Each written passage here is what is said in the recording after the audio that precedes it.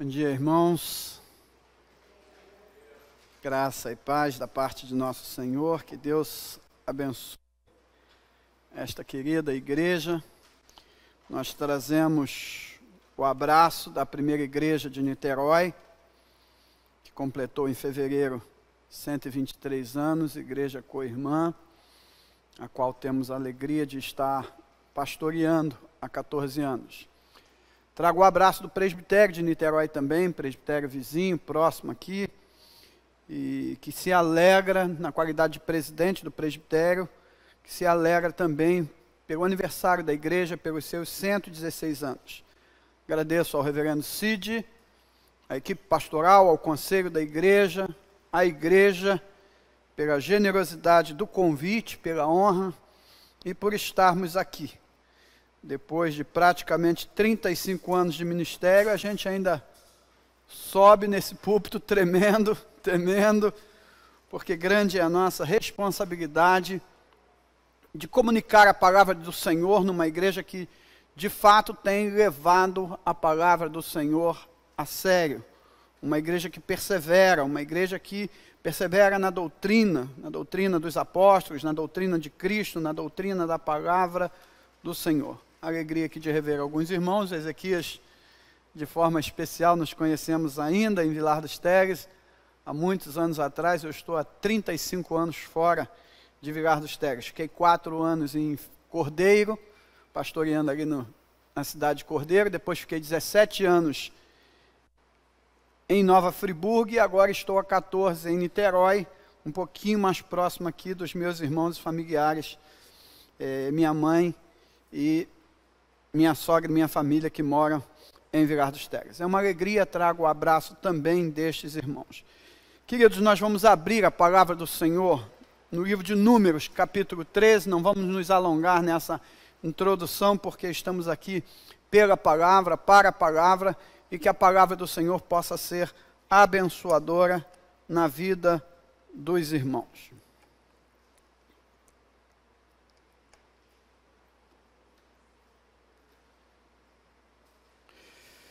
Números capítulo 13.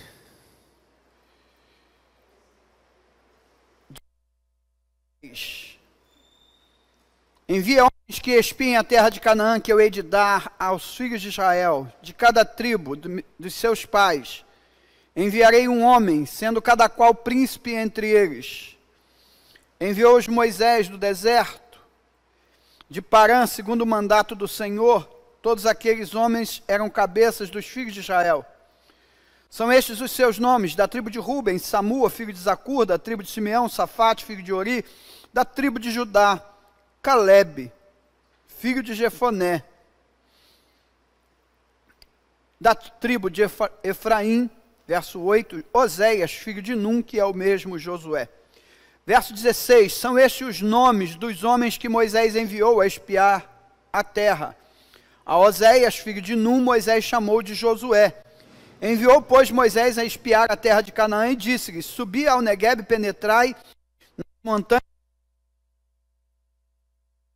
e o povo que nela habita, se é forte ou fraco, se poucos ou muitos, e qual é a terra em que habita, se boa ou má, quais são as cidades em que habita, se em arraiais ou em fortaleza, também qual é a terra, se fértil ou estéril, se nela matas ou não, tede ânimo, trazei do fruto da terra. Eram aqueles dias os dias das primícias das uvas.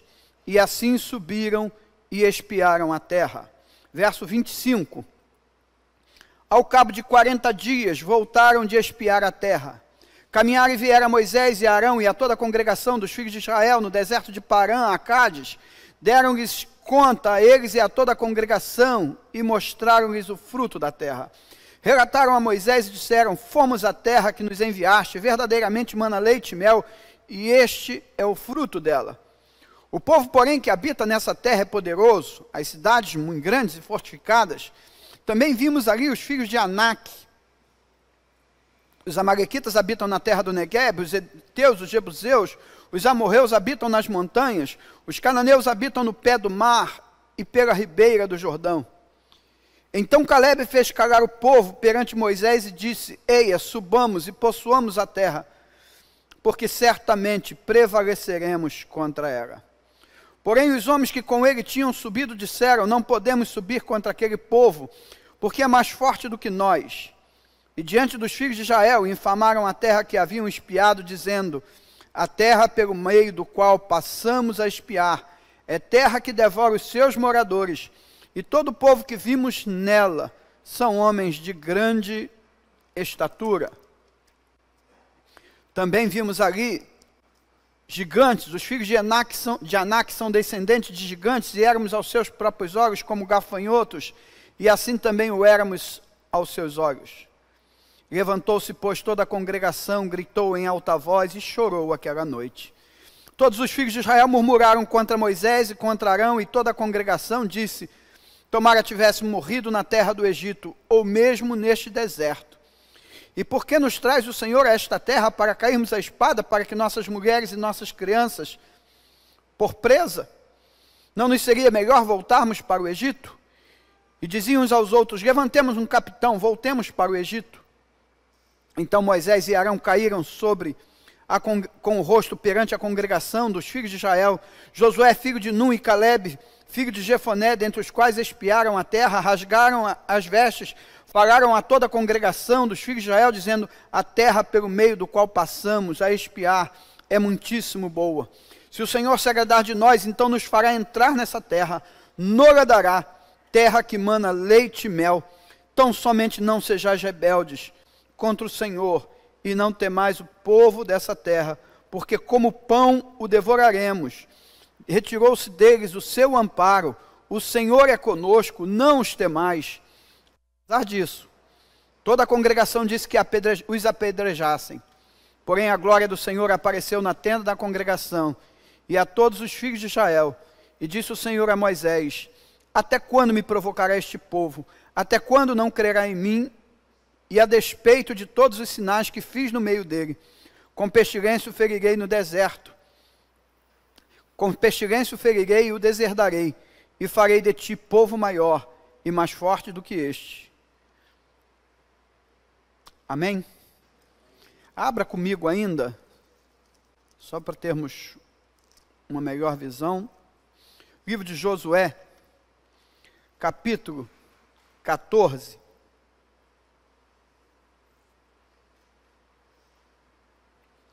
Verso 6. Josué 14, verso 6. Chegaram os filhos de Judá, Josué, em Gilgal, e Calebe, filho de Jefoné, o quenezeu, lhe disse: tu sabes o que o Senhor falou a Moisés, homem de Deus, em Cades Barneia, a respeito de mentir. Tinha eu 40 anos, quando Moisés, servo do Senhor, me enviou de Cades Barneia para espiar a terra. Eu lhe relatei como sentia no coração. Mas meus irmãos que subiram comigo desesperaram o povo. Eu, porém, perseverei em seguir ao Senhor meu Deus. Então, naquele dia, Moisés jurou, dizendo: certamente a terra em que puseste o pé será tua e de teus filhos em herança perpetuamente, pois perseveraste em seguir o Senhor meu Deus. Eis que agora o Senhor me conservou em vida, como prometeu. 45 anos há desde que o Senhor falou esta palavra a Moisés, andando Israel ainda no deserto. E já agora sou de 85 anos. Estou forte ainda hoje, como no dia em que Moisés me enviou. Qual era a minha força naquele dia, tal ainda agora para o combate, tanto para sair a ele como para voltar. Agora, pois, dá-me este monte, de que o Senhor falou naquele dia, pois naquele dia ouviste, que estavam os anaquins, grandes e fortes cidades. O Senhor, porventura, será comigo, para os desapossar, como prometeu. Josué abençoou e deu a Calebe, filho de Jefoné, Hebrom em herança. Portanto, Hebrom passou a ser de Calebe, filho de Jefoné, o quenezeu, em herança até o dia de hoje, visto que perseverara em seguir o Senhor, Deus de Israel. Dantes o nome de Hebrom era Kiriat Arba. Este Arba foi o maior homem entre os anaquins, e a terra repousou da guerra. Amém? Oremos ao Senhor mais uma vez.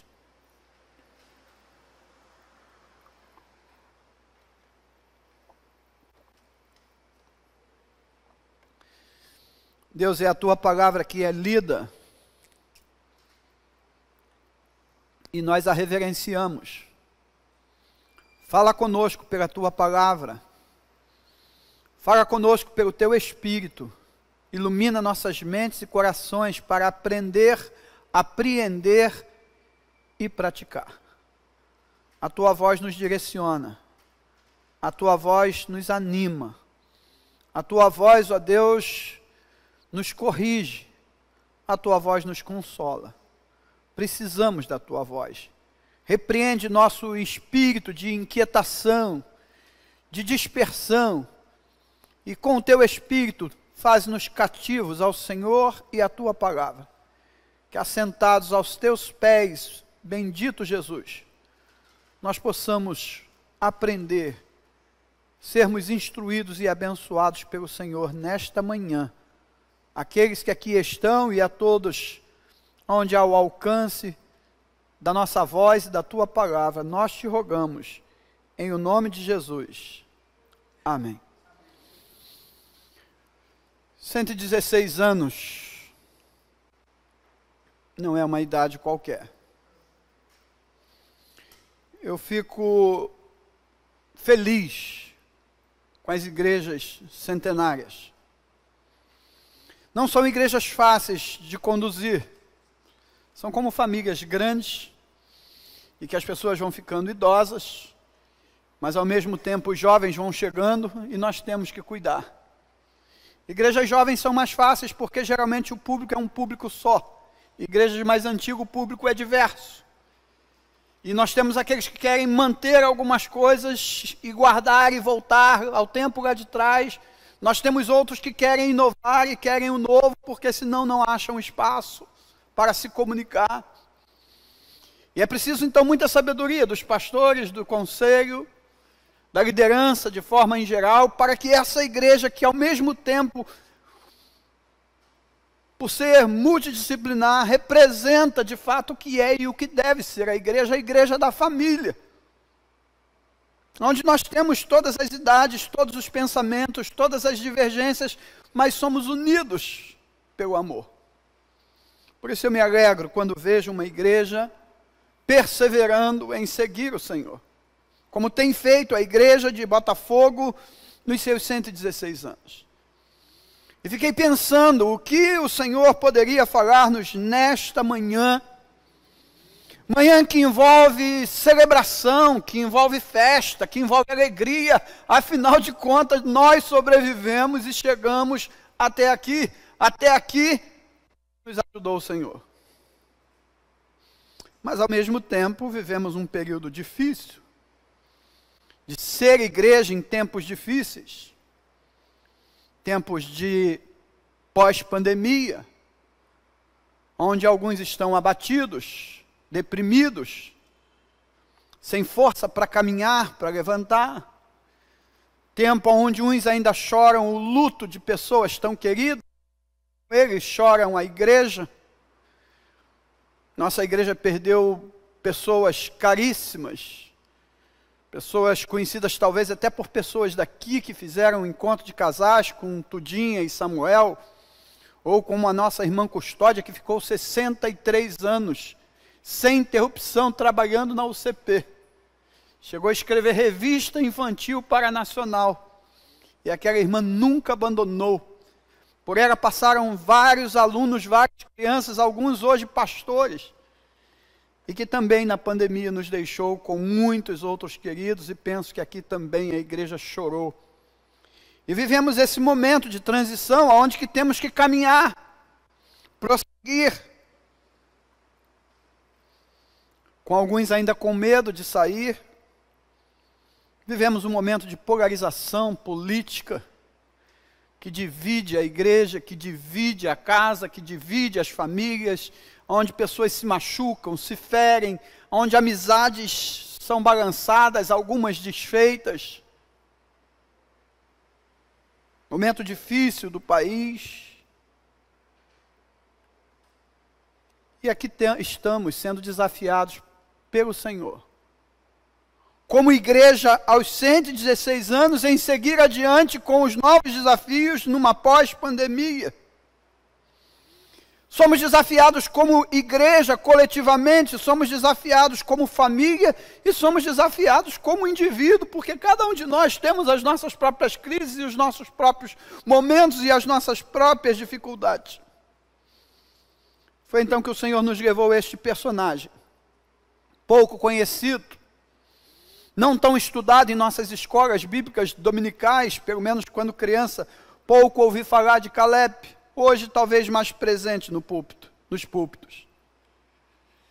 E o que eu gostaria de chamar a atenção em Caleb é a sua fé. Apesar da sua história não ser muito grande, de não ocupar muitas páginas da Bíblia, como Abraão, Isaac, Jacó, José, ou mesmo homens do Novo Testamento. Mas a fé que Caleb expressa, a fé que Caleb demonstra, tem muito a ver com os dias que estamos vivendo. Tem muito a ver comigo, com você, com a igreja, com aquele que nos ouve ou que nos assiste. Certa vez Jesus perguntou: quando vier o Filho do Homem, achará porventura fé na terra? O que está acontecendo com a nossa fé? O que está acontecendo com a fé evangélica? O que está acontecendo com a fé de nossos filhos? O que será da fé de nossos netos? A fé que nos foi ensinada por nossos pais. Nesse tempo e neste mundo de relativismo, de sincretismo religioso, onde muitos confundem respeito com não poder opinar, com não poder falar, com não poder se expressar, onde nos é ensinado que respeito é pensar igual, e pensar igual não é respeito. Respeito é pensar diferente, termos o direito de expressar a opinião, a nossa fé, o que cremos, mas respeitar o indivíduo e sermos respeitados. Onde ser politicamente correto é não divergir. E aí, se não deixarmos bem claros os fundamentos de nossa fé, nossos filhos vão achar que concordar com tudo é o que é correto, porque é o que é ensinado aí fora, não divergir, para não ser, talvez, discriminado. Muitas vezes, alguns de nós também nos vemos nas nossas próprias crises pessoais, existenciais. É triste, mas há pastores abandonando a fé, e não são poucos. Outros adoecidos emocionalmente, outros suicidando. Há presbíteros, há líderes, há pessoas se desviando do rumo, a ponto das Escrituras nos perguntarem, e essa pergunta deve nos ser trazida continuamente: examinai a vós mesmos se porventura estáis na fé. E se não estamos, voltemos a ela, e se não a temos, busquemo-la. Porque, como disse um pregador certa vez, e aquela frase me marcou: a fé é o maior tesouro que temos nesta terra. É por ela que vivemos, é por ela que somos consolados, é por ela que a igreja caminha. É com a fé no invisível, é com a fé no céu, em Jesus, na pátria celestial, que nós vamos enfrentando os desafios do tempo presente. Examinai a vós mesmos se estáis na fé. Quando encontramos uma igreja longeva, perseverante, aos seus 116 anos, temos que de fato celebrar. Que fé é esta, que esta igreja tem, precisa ter, imitar, vivenciar, proclamar, divulgar. O apóstolo João diz que esta fé é a fé que vence o mundo. Na minha juventude eu li na carta de João uma vez que os mandamentos de Deus não são penosos. E eu fiquei perplexo. Eu falei, não pode. Eu era seminarista, eu falei, não pode. Como que não são penosos? Como que não é penoso? Como que não é difícil ser crente, um jovem ser crente no mundo que vivemos? E aí eu continuei lendo o texto. E o texto dizia, porque o que vence o mundo é a nossa fé. quando nós cremos em Cristo, quando nós nos voltamos para Ele, quando nós olhamos para Ele, quando nós nos deixamos ser guiados por Ele, quando nós falamos como Paulo, não sou mais eu que vivo, mas hoje é Ele quem vive em mim, então as coisas ficam mais fáceis, é mais fácil perdoar, é mais fácil amar, é mais fácil enxugar a lágrima, é mais fácil levantar, seguir adiante. Como é essa fé vitoriosa que Caleb nos ensina e nos desafia a viver? Eu diria que, primeiramente, ela é uma fé que vence circunstâncias adversas. Talvez você esteja vivendo o pior momento da sua vida. Talvez você esteja remando contra a maré. Talvez você já esteja quase desistindo. Mas eu quero te chamar a atenção para a vida de Caleb. Caleb, quenezeu da tribo de Judá, provavelmente não teve uma vida fácil. Se conviveu com seus irmãos, amigos, ali no Egito, a vida dos hebreus no Egito, dos meninos hebreus, não foi uma vida fácil. Não podiam brincar as brincadeiras de sua época, os joguinhos e tantas outras, porque já meninos ainda, na infância ainda, tinham que amassar barro com os pés, junto com a palha, para fazer tijolos para os egípcios que os escravizavam. A maioria das crianças hebreias assim o fazia.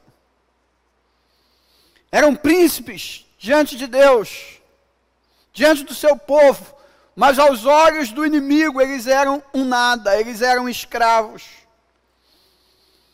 Talvez Caleb tenha passado a juventude ouvindo os seus inimigos dizerem: você não é nada, seu povo não é nada, vocês não vão chegar a lugar nenhum, vocês são escravos, não passam de escravos. E Caleb vai jogar por baixo toda falsa doutrina de maldição hereditária, ou de cuidado com o que você diz, e tantas outras ideologias sobre o poder da palavra, porque a fé suplanta estas coisas. Se por um lado ele sofria bullying, se por um lado ele sofria toda a série de palavras negativas sobre sua vida, por outro lado, sua mãe ou seu pai com certeza plantavam uma semente. Meu filho, lá no passado Deus falou a Abraão que nos daria uma terra, fez uma aliança com Abraão.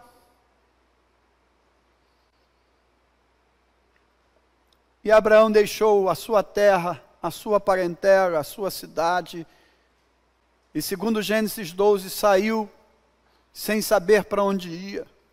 Pela fé, largou tudo, mas sabendo com quem ia. Deus não deu o GPS, Deus não deu o caminho. Olha que eu me perdi com o GPS, hein? Deus não deu o caminho. Apenas disse: sai da tua terra, sai da tua comodidade, sai da sua situação e vai para onde eu te mostrar. Abraão não perguntou para onde, Senhor. Diz o texto que partiu imediatamente Abraão, como o Senhor lhe ordenara, porque ele sabia com quem estava indo. E não precisava de um mapa seguro, por causa daquele que o levava. De Abraão surgiu Isaque, onde Deus renovou a aliança. Eu prometi a seu pai uma terra que mana leite e mel, aonde eu vou reunir o meu povo. Isaque, homem pacífico, enfrentou momentos difíceis. Seu povo estava com fome por causa da seca, com sede. Foi orientado por Deus a descer ao Egito, onde havia muita água. Mas o Senhor o ordenou a ficar em Gerar, terra dos filisteus. Ali a terra era desértica, o povo era antipático. Ele cavou um poço que havia sido deixado por Abraão, seu pai. Eles tomaram o poço. Ele não era de briga. Eu acho que hoje Isaac não estaria no meio dessas polarizações, porque ele disse: então fica, o poço é seu, eu quero um lugar que Deus me abençoe. Foi lá e cavou outro.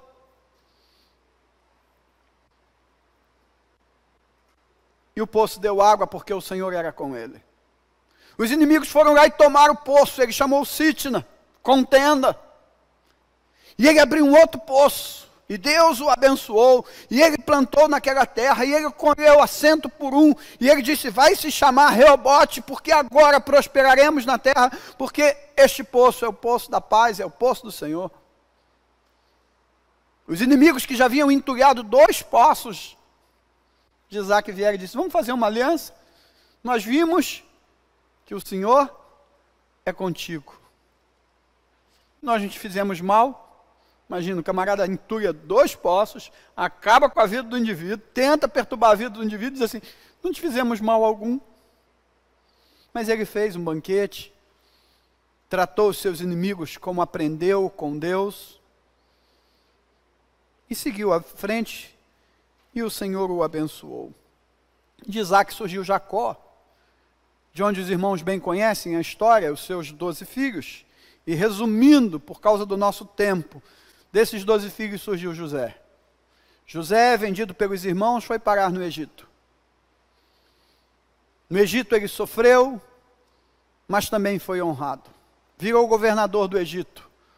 Pôde salvar a sua família, perdoar os seus irmãos, trazer o seu pai de volta. E assim, José vai se constituir na terra de Gósen com o seu povo. E essas 70 famílias que descem, quando você lê o Gênesis, e vira para o Êxodo, essas 70 famílias já são agora, passado quase 400 anos, 600 mil pessoas, contando só os homens, fora crianças e mulheres, ou seja, quase 2 milhões de pessoas. Escravizadas. E ali está Calebe, ali está Moisés, e Moisés agora é convocado por Deus para libertar o seu povo. E Moisés chama Josué, chama Calebe, chama mais 10 espias e diz, vão e olhem a terra que Deus prometeu. Veja como ela é, veja como são os moradores, veja o fruto da terra, tragam algum exemplar, se puder, e tragam um relatório.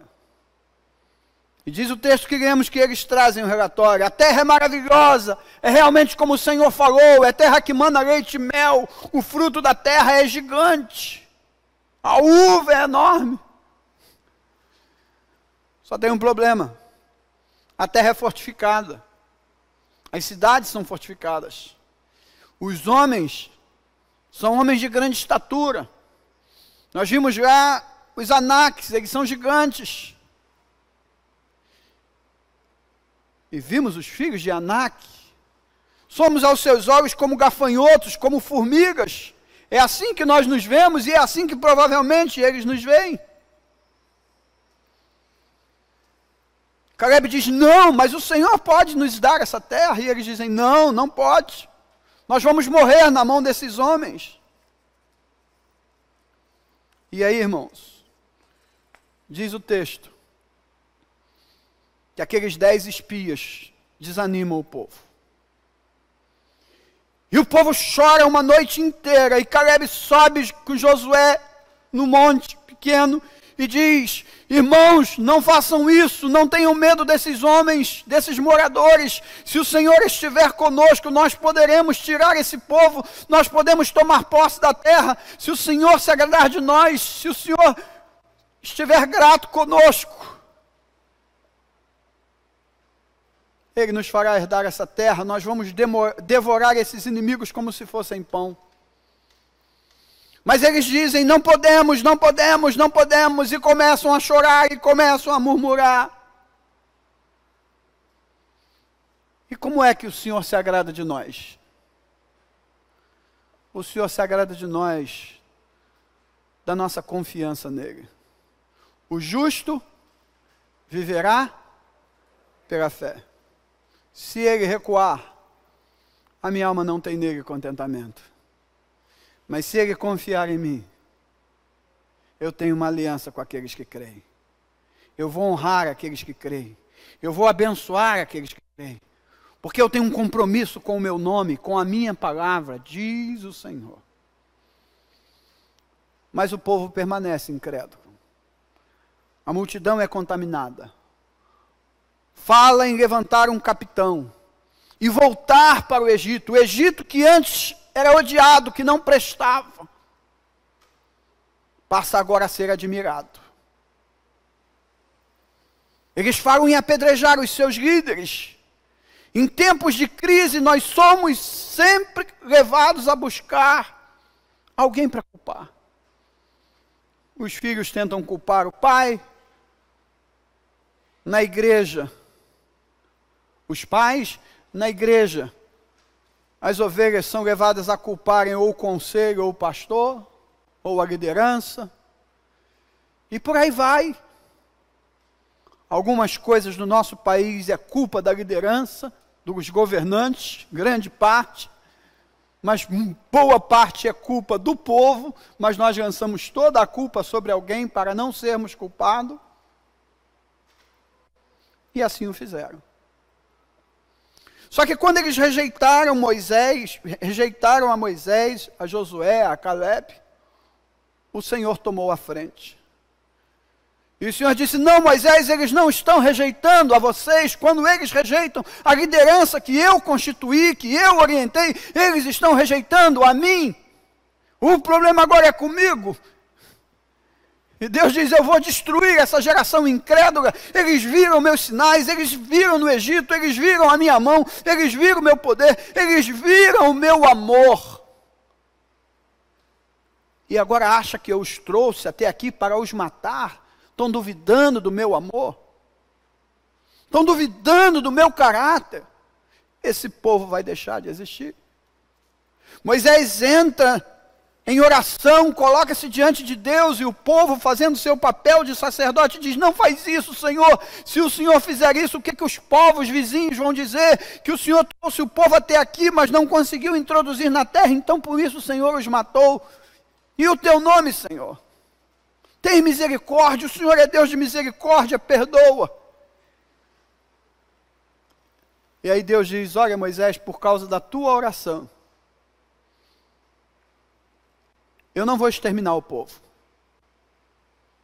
mas nenhum desses incrédulos vai entrar na terra prometida.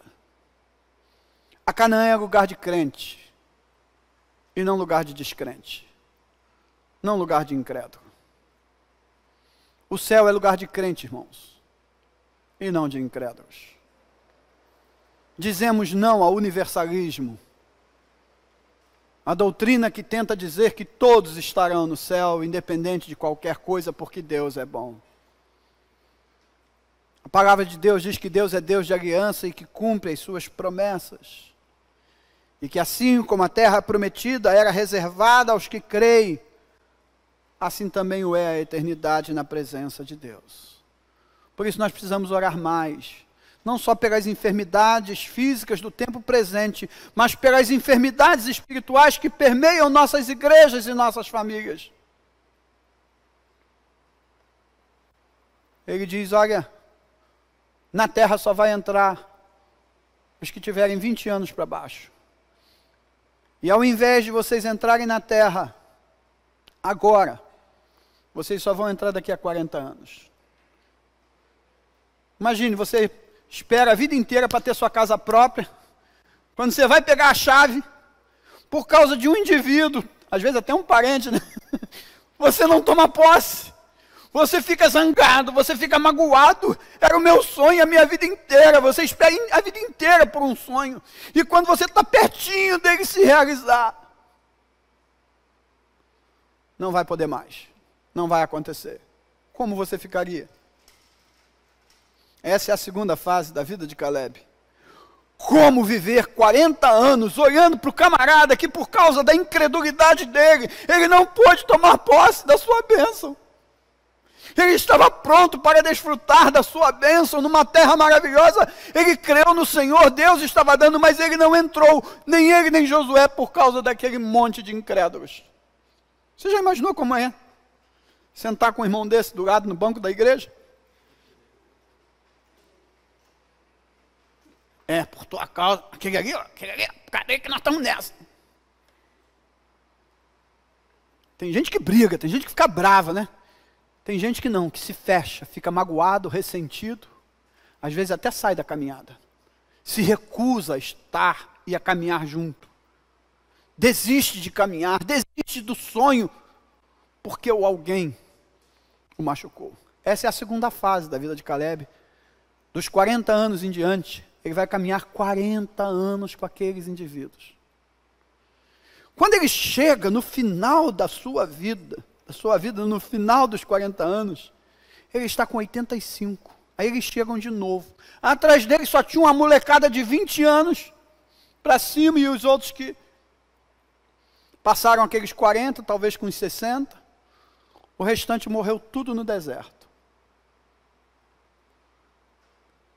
E aí ele olha para Josué, também já vovô, já coroa. Ele diz assim, olha, aqui tem jubilação não. Lembra que Moisés me deu essa terra? E que já naquela época os anaquins, e lá no monte Quiriat Arba, habitava um gigante chamado Quiriat Arba, ele era o pai dos anaquins. Ele disse, já tinha anaquins naquela época, mas Deus vai ser comigo. E o vovô aos 85 anos diz, eu vou lutar, porque eu me sinto forte agora, como era 40 anos atrás, e eu vou tirar esse gigante de lá. Eu só preciso da tua ordem, da tua... Você é o meu líder. E Josué diz, toma posse, é teu. E ele tomou posse pela fé. É meu? Então é meu. Eu vou tirar esse gigante de lá. Eu quero esse monte. Esse monte é o meu desafio.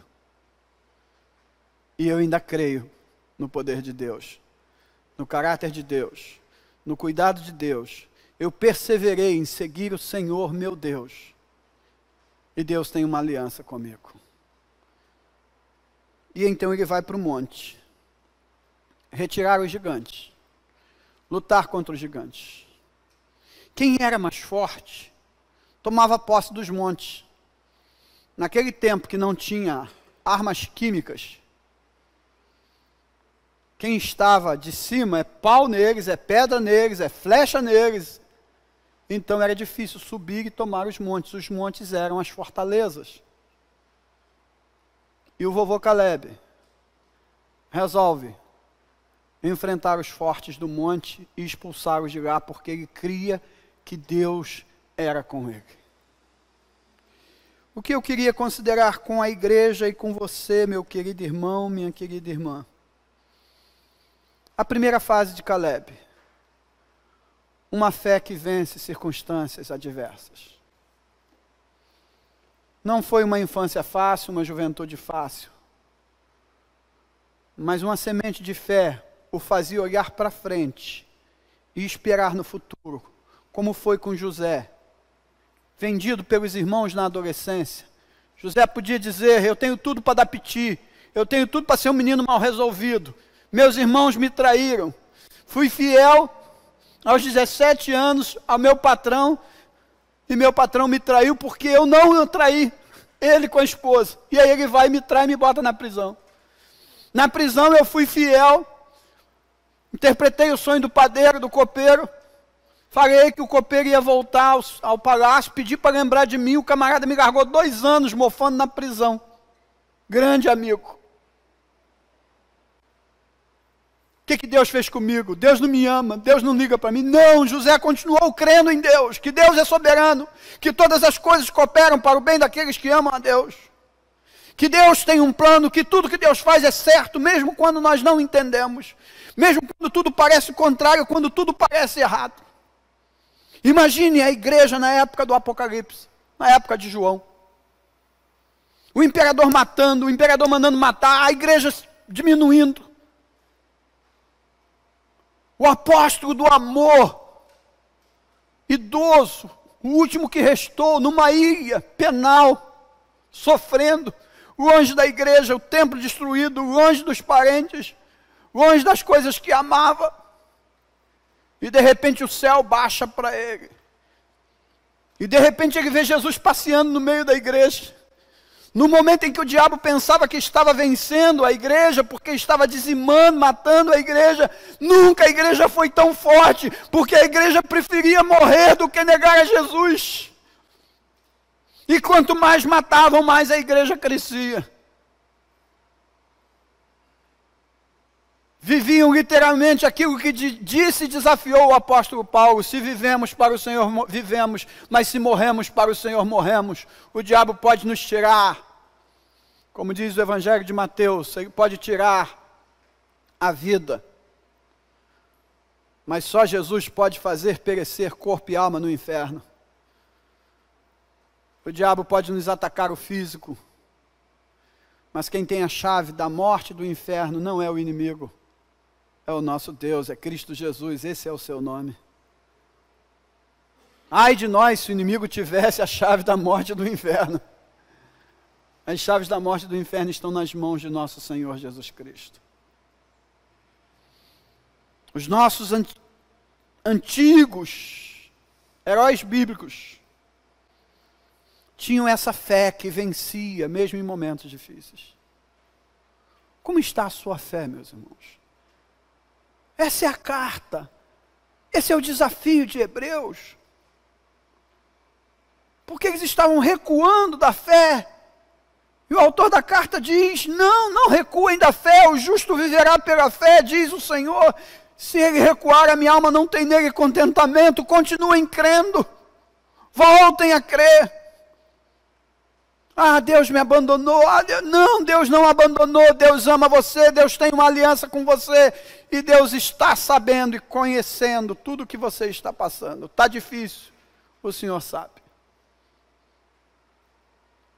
Não foi fácil para Caleb, talvez a sua infância tenha sido difícil, talvez você seja uma pessoa com vários traumas e com traumas pesadíssimos, que você não tem coragem de contar para ninguém. Mas nessa manhã o Senhor está dizendo: eu conheço a tua história. Certa vez o Senhor disse assim: Moisés, eu vi a aflição do meu povo, ouvi a sua oração, o seu clamor, e chegou o momento, eu desci a fim de livrá-los. E é você que vai lá. Você já leu a oração de Moisés no Salmo 90? Salmo 90 não é de Davi, é de Moisés. Moisés diz assim: a vida do homem sobe a 70 anos, havendo vigor a 80. O que passa disso é canseiro e enfado. Moisés está dizendo: já era. E aí aos 80 anos Deus vira para ele e diz assim: vem cá, vovô, o senhor vai lá, vai encarar o tal do faraó, vai dizer para ele que é para libertar o meu povo. Espera aí, agora sim, quando acaba para você, começa para o Senhor. Quando você para de confiar na sua força e confia em Deus, Deus faz coisas grandiosas. Caleb aprendeu isso e creu nesse Deus. Então não importa se você viveu uma vida difícil, vença pela sua fé, vença seus traumas, vença suas dores, vença seus problemas. Vença se o momento difícil é agora. A porta do emprego não se abre, as coisas não acontecem. Não pare de crer, não desista, continue crendo em Deus, se relacionando com Ele, conversando com Ele, examinando como está a sua fé. Segundo lugar, Caleb nos ensina a ter uma fé que aspira, que vence sem amargar. Talvez você foi traído pelo esposo, traído pela esposa. Que dor cruel a dor da traição. No apunhalado. Traído pelos amigos, traído pelo líder, traído pelo liderado, gente que a gente confiava e que armou para nos derrubar. Traído nos concílios. Talvez você tenha sido ferido, se decepcionado, se magoado com quem você menos esperava. Seu coração azedou, se fechou. Talvez por questões políticas, pessoas que você amava, agora o seu coração olha com azedume. Uma discussão que começou boba, mas que depois ficou séria, e laços foram rompidos e você sofre. Finge que não sofre, mas sofre. Tenho lidado com várias pessoas assim, e elas tentam bancar a forte. Não está fazendo falta para mim, mas está escrito nos olhos. Eu não sei o que azedou você, eu não sei o que magoou você, mas aprenda com Caleb. Por 40 anos, Caleb teve que conviver com aquela gente, e o único remédio que ele encontrou foi não deixar o coração azedar, foi perdoar aquela gente, e deixar que Deus cuidasse de cada um, porque não competia a ele.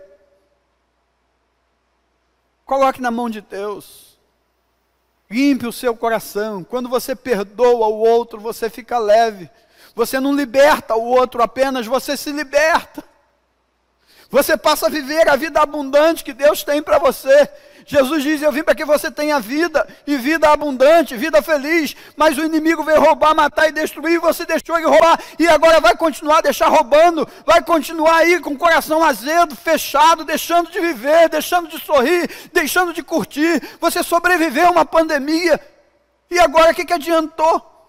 Para ficar aí, cabisbaixo, dizendo que tem um Deus para qual viver, mas vivendo como se estivesse morto. Não deixe o seu coração azedar, meu querido, em nome de Jesus.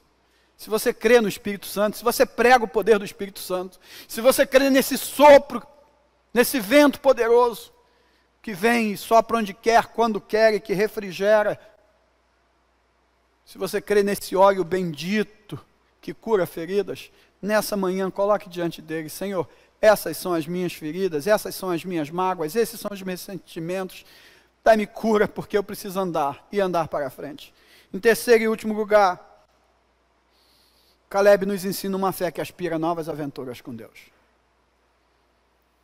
Você, meu irmão, que não tem 116 anos, mas está bem próximo. Você que é um dos membros mais antigos da igreja, que já viu a igreja passar por tantas dificuldades, e aqui está a sua igreja comemorando. Você, meu irmão, quem sabe está nos assistindo, que já saiu da igreja, já largou a igreja, apesar do amor que você tem, apesar das histórias que você tem com esta igreja e nesta igreja, em nome de Jesus. Não viva de passado.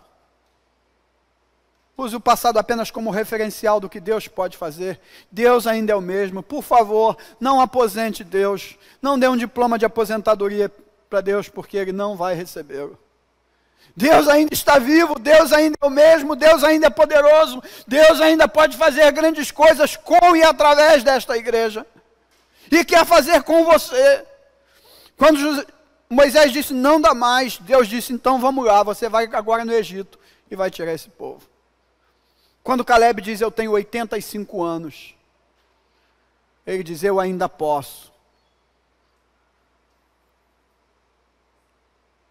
Como diz Paulo, tudo posso naquele que me fortalece. Não depende da idade, não depende da experiência, não depende da força. Caleb dá a dica, se o Senhor se agradar de nós, podemos.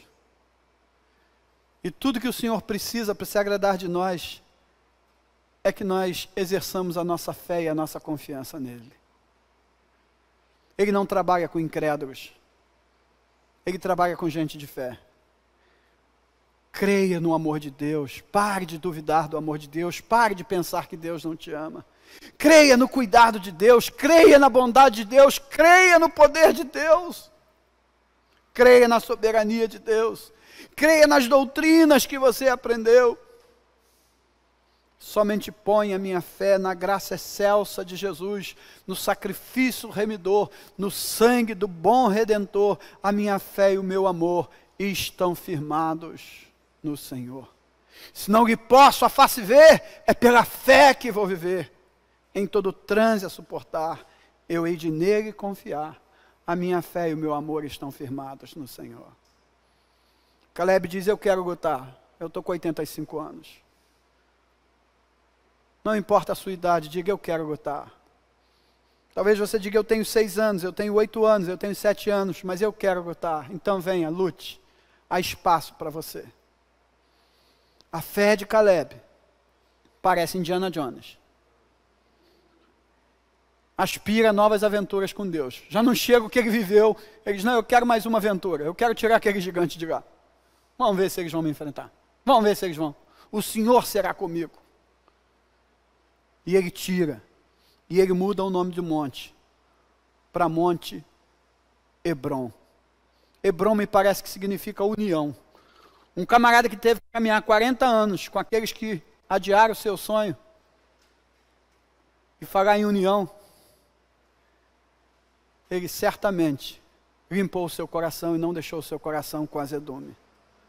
Talvez aí esteja a sua necessidade. Limpar o coração para recomeçar. E trabalhar nesta igreja.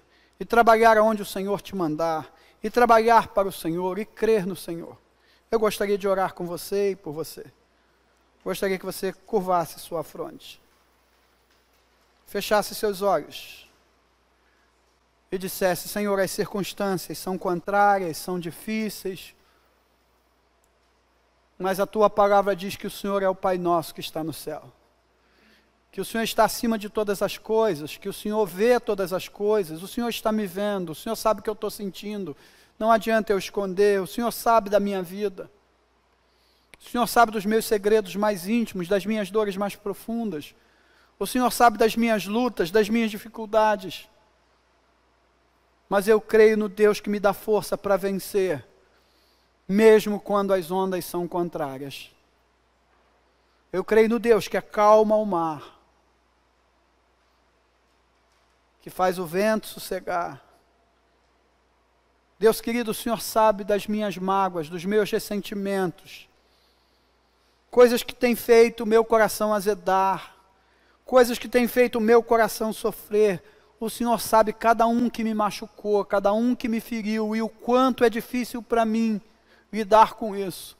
Mas eu estou entregando nesta manhã o meu azedume, a minha dor, a minha ferida, nas tuas mãos. Vem com bálsamo para curar, e vem com o teu Espírito me capacitar a perdoar, porque quem há de perdoar não sou eu, mas é o Senhor vivendo em mim, porque em mim mesmo eu jamais perdoarei, eu em mim mesmo não tenho condição de perdoar, eu em mim mesmo não tenho condição de me livrar desse azedume, mas o Senhor tem. Então vem viver em mim, vem me encher com o teu Espírito Santo, e tirar isso e trazer coisas novas.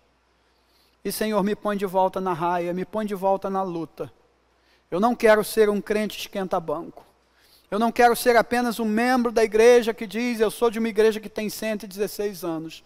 Não, Senhor, eu quero estar na fileira da luta. Eu quero estar junto com os presbíteros, com o pastor, com os diáconos, com o conselho, com todos, Senhor, que estão conduzindo o teu rebanho. Eu quero abençoar e ser abençoado. Eu quero abençoar vidas dentro e fora da igreja.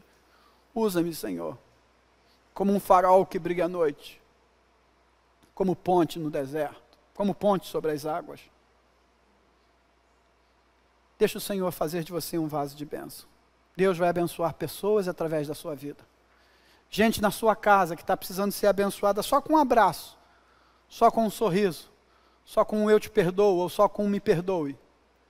Gente fora da sua casa, gente no seu trabalho, no seu serviço, na sua vizinhança, no lugar onde você mora. Quanta gente que Deus quer abençoar. Mas o corpo de Deus é você, o corpo de Jesus é a igreja. Você tem os braços de Jesus, você tem os olhos de Jesus, você tem a boca de Jesus, e Jesus quer abençoar essa sociedade sofrida. E Ele precisa contar com a sua igreja, e a igreja de Botafogo está nessa listagem. Deus quer abençoar vidas através desta igreja. Deus querido, somos desafiados a viver pela fé. E aí te oramos como orou aquele pai. Aumenta a nossa fé. Que jamais pessoas deixem de ser abençoadas por causa da fraqueza da nossa fé.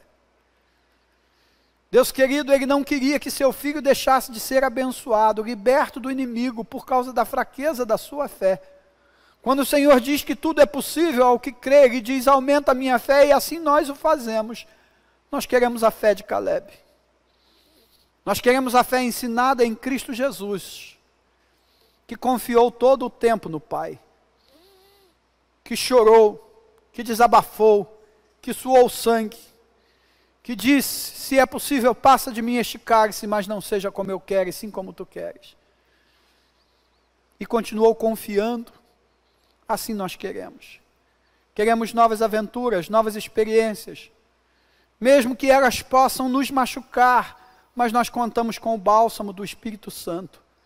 A tua palavra diz que felizes são os que choram, porque só eles conhecem quem é o Espírito Santo. Ó Deus, quantas feridas que o Senhor já nos consolou. Quantas vezes o Senhor já consolou esta igreja, sua liderança, seus liderados. Quantas vezes o Senhor já nos consolou. O Senhor nunca nos faltará com o seu consolo. Por isso não nos deixa fugir da luta com medo de nos machucarmos, mas que nossas feridas possam nos fortalecer e experimentar o teu bálsamo. Fica conosco. Abençoa o reverendo Cid. Abençoa a sua equipe pastoral, seu conselho, seus presbíteros, diáconos, líderes. Abençoa todos os departamentos desta igreja, o coro masculino, o coral da igreja. Abençoa aqueles que estão se chegando e aqueles que já estão aqui há tanto tempo. Nós choramos que esta manhã seja uma manhã de cura para nós.